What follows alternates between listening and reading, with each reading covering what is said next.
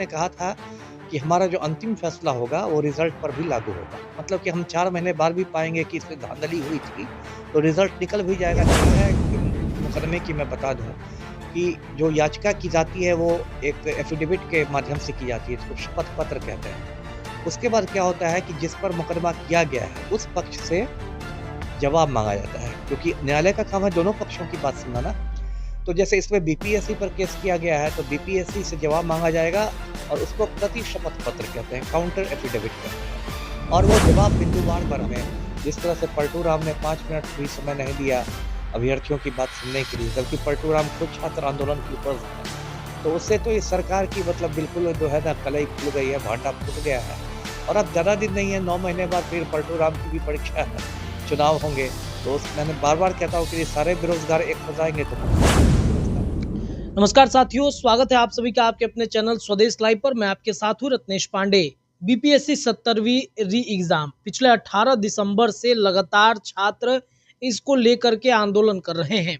आपने देखा कि कितने छात्र इसको लेकर आक्रोशित हुए, बीपीएससी दफ्तर को बार बार घेरा। ये मामला अब कोर्ट में चला गया है। कोर्ट पर तारीख मिल रहा है। छात्रों को आखिरकार न्याय मिलेगा कि नहीं मिलेगा, छात्र कब तक गर्दनी बाग में ऐसे ही बैठे रहेंगे। देखिए 15 तारीख से इसकी सुनवाई हो रही है, लेकिन लगातार अलग अलग बातें बना करके इसे टाल दिया जा रहा है। और 7 तारीख को सुनवाई होनी थी, लेकिन ये पूरे तरीके से टाल दिया गया। आखिरकार कब तक तारीख पर तारीख छात्रों को दिया जाएगा, क्या है, कहाँ पेच फंस रहा है, चलिए इस पर तमाम बातचीत करेंगे। पूर्व आईपीएस हमारे साथ अमिताभ दास सर जुड़ गए हैं। सर, तारीख पर तारीख मिल रहा है, छात्र सड़कों पर हैं, लाठियां खा रहे हैं, क्या ऐसे ही आंदोलन करते रहेंगे छात्र?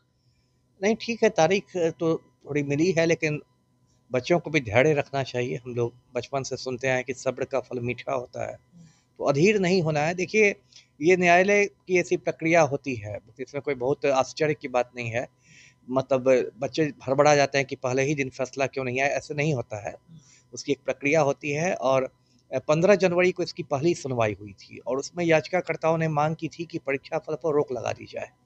लेकिन हाई कोर्ट ने उस माँग को नहीं माना था, लेकिन हाई कोर्ट ने कहा था कि हमारा जो अंतिम फैसला होगा वो रिज़ल्ट पर भी लागू होगा। मतलब कि हम 4 महीने बाद भी पाएँगे कि इसमें धांधली हुई थी, तो रिज़ल्ट निकल भी जाएगा तो वो रद्द हो जाएगा। तो एक महत्वपूर्ण बात कही थी हाई कोर्ट ने। उसके बाद अगली तारीख 31 जनवरी थी, फिर 4 फरवरी, फिर ऐसे। तो उसमें खबर आ रही है कि जो न्यायमूर्ति चंदेल साहब हैं, जिनके मतलब बेंच में सुनवाई हो रही है, वो शायद अवकाश पर थे। आज की कुछ ऐसी खबर है कि शायद कोई शोक सभा या श्रद्धांजलि सभा, इस तरह की कुछ चीज़ थी। तो देखिए, इसमें प्रक्रिया क्या है मुकदमे की मैं बता दूँ कि जो याचिका की जाती है वो एक एफ़िडेविट के माध्यम से की जाती है, इसको शपथ पत्र कहते हैं। उसके बाद क्या होता है कि जिस पर मुकदमा किया गया है, उस पक्ष से जवाब माँगा जाता है, क्योंकि न्यायालय का काम है दोनों पक्षों की बात सुनना ना। तो जैसे इसमें बीपीएससी पर केस किया गया है, तो बीपीएससी से जवाब माँगा जाएगा और उसको प्रति शपथ पत्र कहते हैं, काउंटर एफ़िडेविट कहते हैं। और वो जवाब बिंदुवार देना पड़ता है। मान लीजिए 12 बिंदु उठाए गए हों याचिका में, तो 12हों बिंदु पर बीपीएससी को जवाब देना पड़ेगा। ऐसा नहीं कि वो 4 लाइन का एक गोल-मोल जवाब दे देगा, तो अदालत की फटकार लग जाएगी।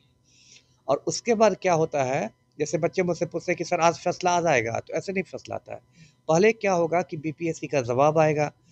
बीपीएससी सही समय पर जवाब देते तो ठीक है, कई बार विभाग जो होता है वो कुछ एक्स्ट्रा टाइम मांग लेता है। और जब जवाब आएगा तो फिर उस जवाब पर बहस होगी, है ना? याचिकाकर्ताओं के वकील और सरकारी वकील के बीच। याचिकाकर्ता के वकील कहेंगे कि जो बीपीएससी का जवाब है वो संतोषजनक नहीं है और इसको रद्द किया जाए, री एग्ज़ाम कराया जाए। जो सरकारी वकील रहेगा, जो बीपीएससी की तरफ से लड़ेगा, वो कहेगा कि नहीं, संतोषजनक जवाब है, याचिका को रद्द कर दिया जाए।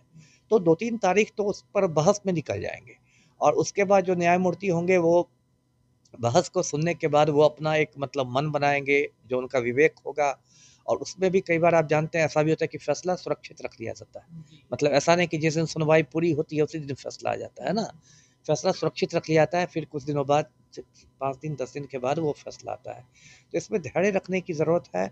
और सबसे बड़ी जीत तो मैं इसलिए बीपीएससी अभ्यर्थियों की मानता हूँ कि उन्होंने इस मुद्दे को राष्ट्रीय मुद्दा बना दिया। अब राहुल गांधी जो एक राष्ट्रीय स्तर के नेता हैं, लोकसभा में विपक्ष के नेता हैं, वो यदि गर्दनी बाग पहुंच रहे हैं तो ये खुद में अभ्यर्थियों की बहुत बड़ी जीत है। और पलटू राम का जो फर्जी सुशासन है उसकी पूरी तरह से कलई उतर गई है। जिस तरह से नीतीश कुमार की पुलिस संवेदनहीन रही, 3-3 बार लाठीचार्ज हुआ दिसंबर में, जिस तरह से पलटू राम ने 5 मिनट भी समय नहीं दिया अभ्यर्थियों की बात सुनने के लिए, जबकि पलटू राम खुद छात्र आंदोलन की उपज हैं। तो उससे तो इस सरकार की मतलब बिल्कुल जो है ना कलई खुल गई है, भांडा फूट गया है। और अब ज़्यादा दिन नहीं है, 9 महीने बाद फिर पलटू राम की भी परीक्षा है, चुनाव होंगे।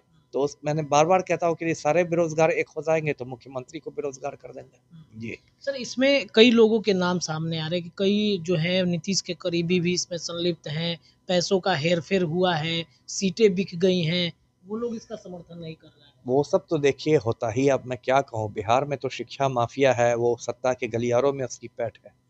देखिए पेपर लीक की बात है, मान लीजिए तो संजीव मुखिया का नाम कितना आता है, अब तक गिरफ्तार हुआ है? नहीं गिरफ्तार हुआ है। जो मेरी जानकारी है उस पर इनाम भी घोषित नहीं किया गया है ना? तो ये तो एक खुली हुई बात है। मैं तो डंके की चोट पर कहता हूँ कि बिहार की जो सरकार है, पलटू की सरकार, वो माफिया ही चलाता है।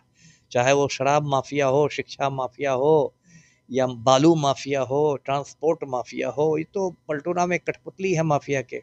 इसलिए 5 मिनट के लिए भी मिल नहीं रहे हैं। और यही पलटू राम अनंत सिंह जैसे माफिया से मुख्यमंत्री आवास से मिलते हैं और कई घंटे बंद कमरे में गुफ्तगू करते हैं। समझ जाइए अब क्या हाल है। जी इसमें सर कोचिंग माफियाओं के भी नाम सामने आए थे कि कई ऐसे कोचिंग संस्थान हैं जो ये नहीं चाहते कि छात्रों को न्याय मिले, वो खामोश हो गए हैं। सिर्फ एक रहमांसु सर जो हैं वो अभी जेल में हैं, बेऊर जेल में गए हैं, बाकी कोई सड़कों पे नहीं आया। देखिए बहुत सारी बातें होती है। आपने कहा, सही कहा कि कोचिंग भी तो अब एक है, मतलब बहुत बड़ा व्यवसाय बन गया है ना? और उसमें भी वो पैसा कमाने का एक मतलब ये बन गया, धंधा बन गया। अभी कुछ महीने पहले दिल्ली में आपको पता होगा एक बेसमेंट में पानी भर गया और उससे बच्चे डूब के मर गए, लॉक हो गया था। बताइए, आप बेसमेंट में क्लास चला रहे हैं, मोटिवेशनल स्पीकर बने हुए हैं, क्या मजाक। तो ये तो है ही कि उसमें भी कुछ इल्ज़ाम लगते आए हैं, कितनी पुष्टि है मुझे नहीं मालूम। कि कुछ तो कहते हैं कि जिस कोचिंग संस्थान कुछ ऐसे हैं पटना में कि जो मॉक टेस्ट में जो सवाल करते हैं वही सवाल बीपीएससी में आ जाता है। तो ऐसी-ऐसी बातें खुद ईओयू ने कहा था, मैं नहीं कह रहा, ये आधिकारिक बयान था आर्थिक अपराध इकाई का, कि 3 कोचिंग संस्थान रडार पर हैं। पेपर लीक के एक मामले में कहा था ना, लेकिन वो रडार पर ही रह गए और मतलब उनका नाम का खुलासा नहीं हुआ। तो ये तो खुद आधिकारिक बयान है आर्थिक अपराध इकाई का। तो इसमें तो लोगों का संदेह बढ़ता ही है कि क्या अच्छा हो रहा है। सर, यूयू की तरफ से जो 67वीं परीक्षा पेपर जो लीक हुआ था उसमें 18 अधिकारियों के नाम सामने किए थे। जी। उन्होंने कहा था कि वो एसडीएम, एसडीओ के पद पर अभी तैनात हैं। कार्यरत हैं, जी बिल्कुल, बिल्कुल। और बार-बार उनके नाम आते हैं, उनके नाम का खुलासा होना चाहिए ना। ये आप सस्पेंस क्यों कर रहे हैं? यदि है तो आप उनकी गिरफ्तारी कीजिए, उन पर कार्रवाई कीजिए, उनके खिलाफ सबूत इकट्ठा कीजिए। लेकिन अब मैं देखिए क्या दिक्कत है कि हर जगह बहुत राजनीतिक हस्तक्षेप है। अब ईओयू देखिए सिपाही भर्ती का पेपर लीक कर रहा है। उसमें संजीव सिंघल की इतनी बड़ी भूमिका थी कि कायदे से सिंघल को जेल में रहना चाहिए था। लेकिन ईओयू ने कुछ नहीं किया है। तो कहीं न कहीं तो ईओयू पर राजनीतिक दबाव है ही, चाहे पलटू राम का या और किसी का। तो इतनी ज़्यादा राजनीतिक दबाव में कोई भी जो इकाई है सरकार की, वो कैसे काम कर सकेगी? जी। सर, क्या करना चाहिए? अंतिम प्रश्न है, छात्र अब इंतजार करेंगे, कब तक इंतजार करते रहेंगे? अब देखिए न्यायपालिका का तो सम्मान करना होगा ना आपको। जब देश में न्यायपालिका है तो आपको तो इंतज़ार करना पड़ेगा। हाँ, इस बीच जो है बच्चों को शांतिपूर्ण आंदोलन चलाए चलाए रखना चाहिए। क्योंकि अब जो लड़ाई है वो सिर्फ़ इस री एग्ज़ाम के बाहर भी चली गई है। अब एक पूरी जो भ्रष्ट व्यवस्था है, एक पूरा जो भ्रष्ट सिस्टम है, उस पर अब ये लड़ाई आ गई है।